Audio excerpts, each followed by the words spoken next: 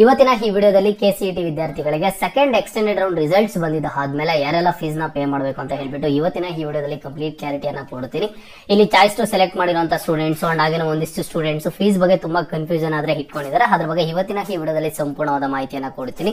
So ವಿಡಿಯೋನ complete ಆಗಿ watch ಮಾಡಿ ಅಂಡ್ ಹಾಗೆ ಚಾನಲ್ಗೆ ಪಟ್ಟಂತ ಒಂದು ಲೈಕ್ ಅನ್ನ ಮಾಡಿ ಅಂಡ್ ಮರಿದೆ ಸಬ್ಸ್ಕ್ರೈಬ್ ಅನ್ನ ಮಾಡ್ಕೊಳ್ಳಿ.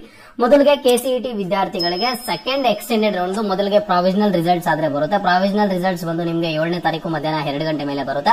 ಅದಾದ್ಮೇಲೆ next second extended round final results ಬಂದು 8ನೇ ತಾರೀಕು ಮಧ್ಯಾಹ್ನ 2 ಗಂಟೆ ಮೇಲೆ ಆದ್ರೆ ನಿಮಗೆ ಸಿಗುತ್ತೆ. ಓಕೆನಾ, ಮೊದಲಿಗೆ ಹೇಳ್ತೀನಿ ನೋಡಿ ಯಾರೆಲ್ಲ ಫೀಸ್ ಅನ್ನ ಪೇ ಮಾಡಬೇಕು. ಫಸ್ಟ್ ಗೆ ಚಲನನ್ನ ಡೌನ್ಲೋಡ್ ಮಾಡ್ಕೊಂಡು ಯಾರು ಫೀಸ್ ನ ಪೇ ಮಾಡಬೇಕು ಅಂತ ಹೇಳ್ತೀನಿ.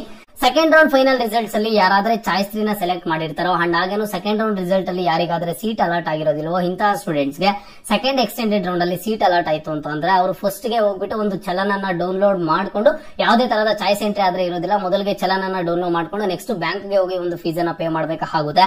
ಯಾರು ಚಲನನ್ನ ಡೌನ್ಲೋಡ್ ಮಾಡ್ಕೊಂಡು ಫೀಸ್ ಅನ್ನ ಪೇ ಮಾಡಬೇಕು. ಯಾರಿಗಾದ್ರೆ ಸೆಕೆಂಡ್ ರೌಂಡ್ ಫೈನಲ್ ರಿಸಲ್ಟ್ ಅಲ್ಲಿ ಸಿಕ್ಕಿರುವಂತ ಸೀಟ್ ಅನ್ನ ಕ್ಯಾನ್ಸಲ್ ಮಾಡ್ಕೊಂಡಿರ್ತಾರೋ ಬೈ ಸೆಲೆಕ್ಟಿಂಗ್ ಚಾಯ್ಸ್ 3 ಇಂತಹ ಸ್ಟೂಡೆಂಟ್ಸ್ ಅಂಡ್ ಹಾಗೇನು ಸೆಕೆಂಡ್ ರೌಂಡ್ ಫೈನಲ್ ರಿಸಲ್ಟ್ ಅಲ್ಲಿ ಯಾರಿಗಾದ್ರೆ ಸೀಟ್ ಅಲರ್ಟ್ ಆಗಿರೋದಿಲ್ವೋ ಅಂತ ಸ್ಟೂಡೆಂಟ್ಸ್ ಗೆ ಸೆಕೆಂಡ್ ಎಕ್ಸ್ಟೆಂಡೆಡ್ ರೌಂಡ್ ಅಲ್ಲಿ ಸೀಟ್ ಅಲರ್ಟ್ ಆಯ್ತು ಅಂತಂದ್ರೆ ಅವರು ಚಲನನ್ನ ಡೌನ್ಲೋಡ್ ಮಾಡ್ಕೊಂಡು ಫೀಸ್ ಅನ್ನ ಪೇ ಮಾಡಬೇಕಾಗುತ್ತೆ. ಓಕೆನಾ, ಇಲ್ಲಿ ಸೆಕೆಂಡ್ ರೌಂಡ್ ಫೈನಲ್ ರಿಸಲ್ಟ್ ಅಲ್ಲಿ ಯಾವುದೋ ಒಂದು ಸೀಟ್ ಅಲರ್ಟ್ ಆಗಿದೆ ಸ್ಟೂಡೆಂಟ್ಸ್ ಗೆ. ಸೀಟ್ ಅಲರ್ಟ್ ಆಗಿದ್ದ ಆದ್ಮೇಲೆ ಅವರು ಒಂದು ಸೀಟ್ ಅನ್ನ ಹೋಲ್ಡ್ ಮಾಡ್ಕೊಂಡು ಸೆಕೆಂಡ್ ಎಕ್ಸ್ಟೆಂಡೆಡ್ ರೌಂಡ್ ಗೆ ಪಾರ್ಟಿಸಿಪೇಟ್ ಅನ್ನ ಮಾಡಿದ್ರೆ ಇಲ್ಲಿ ಈ ಸ್ಟೂಡೆಂಟ್ಸ್ ಕೇಳ್ತಿರೋದು, ಸರ್ ನಾನು ಮತ್ತೆ ಚಲನನ್ನ ಡೌನ್ಲೋಡ್ ಮಾಡ್ಕೊಂಡು ಫೀಸ್ ಅನ್ನ ಪೇ ಮಾಡಬೇಕಾ? ನಾನು ಸೀಟ್ ಹೋಲ್ಡ್ ಮಾಡೋ ಟೈಮಲ್ಲಿ ಫೀಸ್ ಅನ್ನ ಪೇ ಮಾಡಿದ್ದೀನಲ್ವಾ.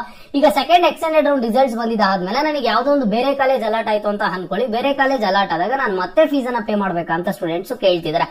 ನೋಡಿ, ನಿಮ್ಗೆ ಸೇಮ್ ಕಾಲೇಜ್ ಅಲರ್ಟ್ ಆದ್ರೂ ಮತ್ತೆ ಫೀಸ್ ಪೇ ಮಾಡುವಂತ ಅವಶ್ಯಕತೆ ಇಲ್ಲ. ಅಥವಾ ಈಗ ನಿಮ್ಗೆ ಕಾಲೇಜಲ್ಲಿ ಒಂದು CET ಫೀಸ್ ಮೆನ್ಷನ್ ಆಗಿರುತ್ತೆ. ನೀವು ಆಪ್ಷನ್ ಎಂಟ್ರಿ ಮಾಡೋ ಟೈಮಿಗೆ 1,15,000 ಸಮಥಿಂಗ್ ಏನೋ ಇರುತ್ತೆ. ಈಗ ನಿಮ್ಗೆ second extended round final result ಅಲ್ಲಿ ಸೀಟ್ ಅಲರ್ಟ್ ಆಗಿರುವಂತ ಬೇರೆ ಕಾಲೇಜಲ್ಲಿ ಬೇರೆ ಸೀಟ್ ಅಲರ್ಟ್ ಆದ್ರೂ ಫೀಸ್ ಏನಾದ್ರೂ ಸೇಮ್ ಇತ್ತು ಅಂತಂದ್ರೆ ಅಲ್ಲಿ ನಿಮಗೆ ಫೀಸ್ ತೋರಿಸುತ್ತಲ್ವಾ. ಫೀಸ್ ಏನಾದ್ರೂ ಸೇಮ್ ಇತ್ತು ಅಂತಂದ್ರೆ ನೀವು ಯಾವುದೇ ತರದ ಮತ್ತೆ ಎಕ್ಸ್ಟ್ರಾ ಫೀಸ್ ಅನ್ನ ಪೇ ಮಾಡುವಂತ ಅವಶ್ಯಕತೆ ಆದ್ರೆ ಖಂಡಿತವಾಗ್ಲೂ ಇಲ್ಲ. ಓಕೆನಾ, ಇದೊಂದನ್ನ ನೀವು ಚೆನ್ನಾಗಿ ನೆನ್ಪಿಟ್ಕೊಂಡಿರಿ. ಈಗ ಸೆಕೆಂಡ್ ರೌಂಡ್ ಫೈನಲ್ ರಿಸಲ್ಟ್ ಅಲ್ಲಿ ನಿಮ್ಗೆ ಸಿಕ್ಕಿರುವಂತ ಕಾಲೇಜ್ ಏನ್ ಫೀಸ್ ಪೇ ಮಾಡಿದಿರಾ ಅದೇ ಸೇಮ್ ಅಷ್ಟೇ ಫೀಸ್ ಇದ್ರೆ ಸೆಕೆಂಡ್ ಎಕ್ಸ್ಟೆಂಡೆಡ್ ರೌಂಡ್ ಅಲ್ಲಿ ಸಿಕ್ಕಿರುವಂತಹ ಸೀಟ್ಗೆ ನೀವು ಯಾವುದೇ ತರದ ಎಕ್ಸ್ಟ್ರಾ ಫೀಸ್ ಅನ್ನ ಪೇ ಮಾಡುವಂತ ಅವಶ್ಯಕತೆ ಇಲ್ಲ. ಜಸ್ಟ್ ನೀವೇನ್ ಮಾಡಬೇಕು, ನಿಮ್ಗೆ ಅಡ್ಮಿಷನ್ ಆರ್ಡರ್ ಅನ್ನ ಡೌನ್ಲೋಡ್ ಮಾಡ್ಕೊಳ್ಳೋದಕ್ಕೆ ಒಂದು ಆಪ್ಷನ್ ಆದ್ರೆ ಕಾಣ್ತಿರುತ್ತೆ. ಆ ಒಂದು ಅಡ್ಮಿಷನ್ ಆರ್ಡರ್ ಅನ್ನ ಡೌನ್ಲೋಡ್ ಮಾಡ್ಕೊಂಡು ಕಾಲೇಜ್ಗೆ ಡಾಕ್ಯುಮೆಂಟ್ಸ್ ಅನ್ನ ತಗೊಂಡೋಗಿ ರಿಪೋರ್ಟ್ ಮಾಡಬಹುದು. ಓಕೆನಾ, ಅಂಡ್ ನೆಕ್ಸ್ಟ್ ನಿಮ್ಗೆ ಸರ್ ನೀವು ಕೇಳಬಹುದು, ಆಗಿದ್ರೆ ನನಗೆ ಫೀಸ್ ರೆಸಿಪ್ಟ್ ಬೇಕಲ್ವಾ ಸರ್ ಆ ಕಾಲೇಜಿಗೆ ಫೀಸ್ ಪೇ ಮಾಡಿರೋದು ಅಂತ ಅಂದ್ರೆ ನೀವು KEAಗೆ ಫೀಸ್ ಮಾಡಿರ್ತೀರಿ, ಫೀಸ್ ಪೇ ಮಾಡಿರ್ತೀರಲ್ವಾ ಬ್ಯಾಂಕ್ಸ್ ಅಲ್ಲಿ, ಅಲ್ಲಿ ರೆಸಿಪ್ಟ್ ಏನಿರುತ್ತೆ ಬ್ಯಾಂಕ್ ರೆಸಿಪ್ಟ್, ಆ ಒಂದು ಬ್ಯಾಂಕ್ ರೆಸಿಪ್ಟ್ ಅನ್ನ ತಗೊಂಡು ಅಡ್ಮಿಷನ್ ಆರ್ಡರ್ ಅನ್ನ ತಗೊಂಡು ಹೋಗಿ ನೀವು ಕಾಲೇಜ್ಗೆ ಡಾಕ್ಯುಮೆಂಟ್ಸ್ ಅನ್ನ ರಿಪೋರ್ಟ್ ಮಾಡಬಹುದು ಆಗಿರುತ್ತೆ. ಓಕೆನಾ, ಚಾಯ್ಸ್ ಟು ಸೆಲೆಕ್ಟ್ ಮಾಡಿದ್ರು ಯಾವೊಂದು ಸ್ಟೂಡೆಂಟ್ಸ್ ಮತ್ತೆ ಫೀಸ್ ಅನ್ನ ಪೇ ಮಾಡಬೇಕು ಅನ್ನೋದನ್ನ ಹೇಳ್ತೀನಿ ನೋಡಿ. ಈಗ ಸೆಕೆಂಡ್ ರೌಂಡ್ ಫೈನಲ್ ರಿಸಲ್ಟ್ ಅಲ್ಲಿ ಚಾಯ್ಸ್ ಟು ನ ಸೆಲೆಕ್ಟ್ ಮಾಡಿರ್ತಾರೆ. ಹಂಗೇನೋ ಆ ಒಂದು ಸ್ಟೂಡೆಂಟ್ ಒಂದು ಕಾಲೇಜ್ಗೆ ಎಷ್ಟು ಫೀಸ್ ತೋರಿಸಿರುತ್ತೆ ಆ ಒಂದು ಫೀಸ್ ಅನ್ನಾದ್ರೆ ಪೇ ಮಾಡಿರ್ತಾರೆ. ಅಂಡ್ ಅದಾದ್ಮೇಲೆ second extended round final result ಅಲ್ಲಿ ಅವ್ರಿಗೆ ಯಾವ್ದೋ ಒಂದು ಸೀಟ್ ಅಲರ್ಟ್ ಆಗುತ್ತೆ. ಆ ಒಂದು ಕಾಲೇಜ್ ಏನಾದ್ರೂ ಫೀಸ್ ಜಾಸ್ತಿ ಇದ್ರೆ ಇನ್ ಕೇಸ್ ಓಕೆನಾ ಅದೆಷ್ಟಾದ್ರೂ ಇರ್ಬೋದು. ಅಥವಾ ನಿಮಗೆ BSc ನರ್ಸಿಂಗ್ ಸಿಕ್ಕಿರ್ಬೋದು. ಈಗ ಸೆಕೆಂಡ್ ಎಕ್ಸ್ಟೆಂಡೆಡ್ ರೌಂಡ್ ಅಲ್ಲಿ ನಿಮ್ಗೆ ಏನಾದ್ರೂ ಒಂದು ಇಂಜಿನಿಯರಿಂಗ್ ಸೀಟ್ ಸಿಕ್ತು ಅಂತ ಅಂದ್ರೆ ಅಲ್ಲಿ ನಿಮ್ಗೆ ಫೀಸ್ ಎಷ್ಟು ವೇರಿಯೇಷನ್ ಇರುತ್ತೋ ಅಷ್ಟು ಫೀಸ್ ಅನ್ನು ಮಾತ್ರ ಪೇ ಮಾಡಬೇಕು. ಓಕೆನಾ, ಎಕ್ಸ್ಟ್ರಾ ಫೀಸ್ ಅನ್ನು ಪೇ ಮಾಡುವಂತ ಅವಶ್ಯಕತೆ ಆದ್ರೆ ಇರೋದಿಲ್ಲ.